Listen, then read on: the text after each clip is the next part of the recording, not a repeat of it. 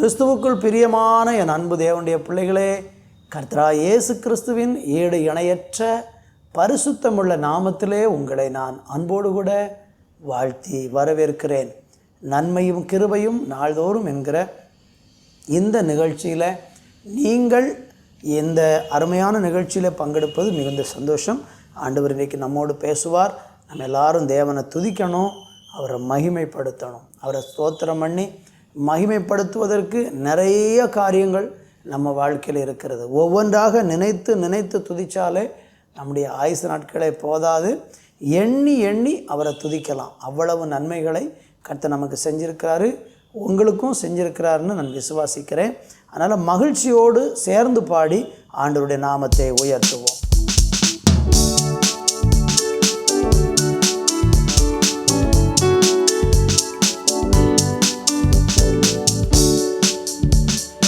யெகோவா தேவனுக்கு 1000 நாமங்கள், எதை சொல்லி பாடிடுவே. என் கர்த்தாதி கர்த்தர் செய்த நன்மைகள் 1000 கரம் தட்டி பாடிடுவே. யெகோவா தேவனுக்கு 1000 நாமங்கள், எதை சொல்லி பாடிடுவே. கர்த்தாதி கர்த்தர் செய்த நன்மைகள் 1000 கரம் தட்டி பாடிடுவே. யெகோவா ஷாலோம், யெகோவா ஷம்மா, யெகோவா ரூபா, யெகோவா ரஃபா, யெகோவா ஷாலோம், யெகோவா ஷம்மா, யெகோவா ரூபா, யெகோவா ரஃபா. யெகோவா தேவனுக்கு 1000 நாமங்கள், எதை சொல்லி பாடிடுவே. கர்த்தாதி கர்த்தர் செய்த நன்மைகள் 1000 கரம் தட்டி பாடிடுவே. எல்ரோய்க்கு அல்லேலூயா, என்னை நீரே கண்டீரையா, ஏக்கமெல்லாம் தீர்த்தீரையா. தாகத்தோடு வந்த போது ஜீவ தண்ணீர் எனக்கு தந்து தாகமெல்லாம் தீர்த்தீரையா. எல்ரோய்க்கு அல்லேலூயா, என்னை நீரே கண்டீரையா, ஏக்கமெல்லாம் தீர்த்தீரையா. தாகத்தோடு வந்த போது ஜீவ தண்ணீர் எனக்கு தந்து தாகமெல்லாம் தீர்த்தீரையா. யெகோவா ஷாலோம், யெகோவா ஷம்மா, யெகோவா ரூபா, யெகோவா ரஃபா, யெகோவா ஷாலோம், யெகோவா ஷம்மா, யெகோவா ரூபா, யெகோவா ரஃபா. யெகோவா தேவனுக்கு 1000 நாமங்கள், எதை சொல்லி பாடிடுவே. கர்த்தாதி கர்த்தர் செய்த நன்மைகள் 1000 கரம் தட்டி பாடிடுவே. யெகோவா தேவனுக்கு 1000 நாமங்கள், எதை சொல்லி பாடிடுவே. கர்த்தாதி கர்த்தர் செய்த நன்மைகள் 1000 கரம் தட்டி பாடிடுவே. யெகோவா ஷாலோம், யெகோவா ஷம்மா, யெகோவா ரூபா, யெகோவா ரஃபா, யெகோவா ஷாலோம், யெகோவா ஷம்மா, யெகோவா ரூபா, யெகோவா ரஃபா. உம்மையே நம்புவே, உம்மையே பின்தொடர்வே. நீ நல்லவர், நீர் வல்லவர், நீர் பெரியவர், நீர் சிறந்தவர். உம்முடைய கரங்களில் எங்களை தாழ்த்தி ஒப்பு கொடுக்கிறோம் அப்பா. இந்த நாளை நீங்கள் ஆசீர்வதித்து தந்ததற்காக நன்றி ஆண்டவரே. இந்த நாளில் இந்த நிகழ்ச்சியை பார்க்கிற எல்லாரும் மேலேயும் ஆண்டவருடைய இரக்கமும் தயவும், ஆண்டவருடைய கரமும் பாதுகாப்பும் ஆண்டவரே தங்கியிருப்பதாக என்று செபிக்கிறேன் அப்பா. இந்த நாளுக்குரிய எல்லா கிருபைகளும் உம்முடைய பிள்ளைகளுக்கு கொடும். வியாதி, வேதனை, வறுமை, தனிமை, பலவீனம், சோர்வுகள், ஆமென், இந்த பூமிக்குரிய சில உபத்திரவங்களின் நெருக்கத்தின் வழியாக அல்லேலூயா. உடைக்கப்பட்ட சூழ்நிலைகளை கடந்து போகிற பிள்ளைகளை என் தேவனாகிய கர்த்தர் உருவாக்கி பலப்படுத்தி ஆசீர்வதிக்க போகிறதற்காய் நன்றி. உடைய கரங்களில் ஒப்பு கொடுக்கிறோம். இயேசுவின் நாமத்தில் ஜெபிக்கிறோம் பிதாவே. ஆமேன், ஆமேன். தேவ பிள்ளைகளே, யோபுவின் புஸ்தகம் அதனுடைய 5ஆம் அதிகாரம் 18வது வசனத்தை நான் உங்களுக்காக இப்பொழுது வாசிக்கிறேன்.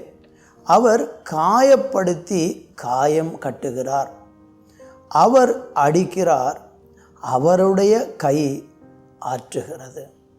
அன்பு தேவ பிள்ளைகளே, இந்த வசனத்தை நம்ம வாசிக்கும்போது நம்முடைய ஆண்டவர் ஒரு மனுஷனுடைய வாழ்க்கையில் செய்கிற மிக முக்கியமான ஒரு காரியம் இந்த வசனத்திலே சொல்லப்பட்டிருக்கிறது.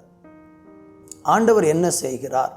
அவர் காயப்படுத்தி காயம் கட்டுகிறார், அவர் அடிக்கிறார், அவருடைய கை ஆற்றுகிறது. ஒருவேளை இந்த வசனத்தை நம்ம வாசிக்கும்போது நமக்குள்ளே தோணும், ஆண்டவர் எதற்கு நம்மளை காயப்படுத்தணும்? ஆண்டவர் எதற்கு நம்மை அடிக்கணும்? இந்த 2 கேள்வி நம்முடைய வாழ்க்கையில் வரலாம். ஏன் அவர் காயப்படுத்திட்டு திரும்ப அவர் தானே காய கட்ட போகிறாரு? அவர் ஏன் அடிக்கணும்? அவர் அடிச்சுட்டு அவர் தானே ஆற்ற போகிறாரு. அப்போ ஆண்டவர் இதெல்லாம் ஏன் செய்யணும்? அதை விட அவர் நம்மளை காயப்படுத்தாமலே இருக்கலாமே, அதை விட அவர் நம்மளை அடிக்காமலே இருக்கலாமே என்று நம்ம நினைக்கலாம். இந்த ஆண்டவராகிய தேவன் நம்மளை காயப்படுத்துவது எதற்காக என்றால், வீணாக ஒரு மனுஷனை வேண்டுமென்று காரணமில்லாமல் ஆண்டவர் ஒரு நாளும் காயப்படுத்துகிறவர் இல்லை. அவர் ஏன் நம்மளை காயப்படுத்துகிறார் தெரியுமா? அவருடைய காயப்படுத்துதல் என்று சொன்னால் அது எப்படி? அதற்கு ஒரு உதாரணத்தை நான் சொல்ல விரும்புகிறேன். எப்படிப்பட்ட விதத்தில் ஆண்டவர் நம்மளை காயப்படுத்துகிறார்னா, ஒரு மருத்துவரை போல தான் ஆண்டவர் நம்மளை காயப்படுத்துகிறார்.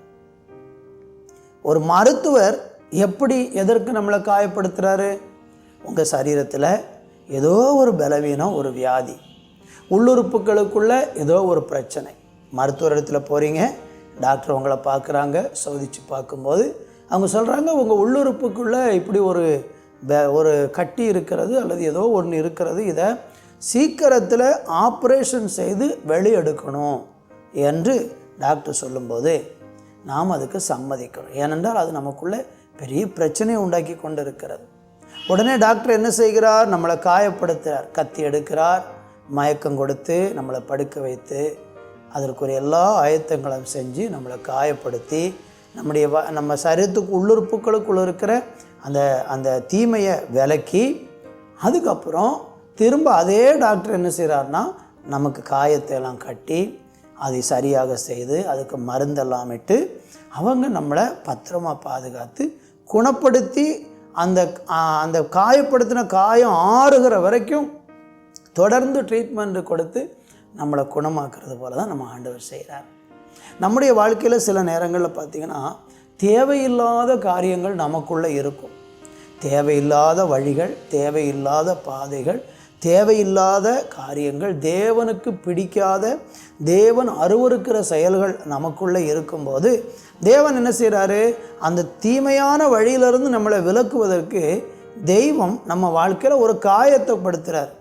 காயப்படுத்தி உடனே என்ன செய்கிறார்னா, அந்த காயப்படும் போது நம்ம இருதயம் சுகந்து போகும்.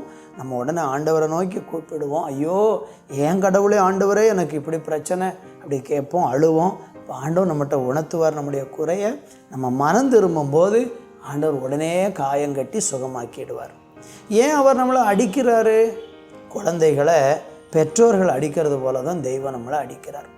ஒரு போலீஸ் அடிக்கிறது போல இல்லை, அல்லது ஒரு துன்மார்க்கன் இன்னொரு மனிதனை துன்மார்க்கமாக அடிக்கிறது போல இல்லை. ஆண்டவர் அடிக்கிறது எப்படின்னா, அவருடைய நேசிக்கிற பிள்ளைகளை அவர் அடிக்கிறார். நீங்கள் அழகாக வேதத்தில் நீதிமொழிகளின் புஸ்தகத்திலையும் அதே மாதிரி யாக்கோபுக்கு எழுதின நிருபத்திலையும் எபிரேய நிருபத்திலெல்லாம் நீங்கள் படித்து பார்த்தீங்கன்னா அங்கே ஆண்டவர் அவருடைய பிள்ளைகளை நேசிக்கிற பிள்ளைகளை சிட்சிக்கிறார்னு போட்டிருக்கு. இப்போ தகப்பன் ஏன் பிள்ளையை அடிக்கிறாரு? அந்த பிள்ளையை அழிக்கிறதுக்காகவா, கொல்றதுக்காகவா? இல்லை. அந்த பிள்ளைக்கு அடிக்கும்போது வேதனை உண்டாகும், அப்புறம் அந்த பிள்ளை திருந்திக் கொள்ளும். இது மாதிரி தான் ஆண்டவர் அடிச்சுட்டு அவருடைய கையை ஆற்றுகிறது. ஒரு தகப்பன் பிள்ளையை அடிக்கிறார்னா அடித்ததுக்கப்புறம் அவர் திரும்ப பேசாமல் இருக்க மாட்டார். உடனே கொஞ்ச நாள் கழிச்சதெல்லாம் மறந்துடுவார். பிள்ளையும் அது மறந்துடும். மறுபடியும் அந்த பிள்ளை பயந்து நடக்கும். ஐயோ, அப்பாவுக்கு பயந்து நடக்கணும், தகப்பனுக்கு பயந்து நடக்கணும். அந்த பிள்ளை பயந்து நடக்கும். அப்போ தகப்பன் சந்தோஷப்படுவார். இது மாதிரி ஆண்டவரும் நம்மளை என்ன செய்கிறார்னா அடிக்கிறார். அடித்து விட்டுற மாட்டார். அடுத்து ஆற்றவும் செய்வார். ஆறுதல் படுத்துவார், ஆறுதலான வார்த்தைகளை கொடுப்பார், தைரியப்படுத்தி நிலை நிறுத்துவார். அப்போ நமக்குள்ள சில நேரம் கீழ்ப்படியாத குணங்களும் முரட்டு குணங்களும் பாவ சுபாவங்களும் இருக்கும்போது தெய்வம் நம்மளை அடிக்கிறார், சிட்சிக்கிறார். அடித்து நம்மளை சீர்படுத்தி அவருக்காக நல்ல பிள்ளைகளாக வருவதற்கு நம்மளை உருவாக்குறார். அதனால தான் தேவ பிள்ளைகளே, நம்ம வாழ்க்கையில் காயங்களும் நம்ம வாழ்க்கையில் அடிகளும் வருகிறது நமக்கு நல்லதுன்னு நினைங்க. நான் உபத்திரவப்பட்டது நல்லது, அதனால் உடைய பிரமாணங்களை கற்றுக்கொண்டேன் என்று 119 சங்கீதத்தில் சங்கீதக்காரன் சொல்கிறது போல் அது நமக்கு நல்லது. அதனால் ஆண்டவரை மகிமைப்படுத்துங்க. தேவனால் சிட்சிக்கப்பட்டிருக்கிறீங்களா, காயப்படுத்தப்பட்டிருக்கீங்களா, அடிக்கப்பட்டிருக்கீங்களா, சோர்ந்து போயிடாதீங்க. தேவனை உறுதியை பற்றி கொள்வோம்.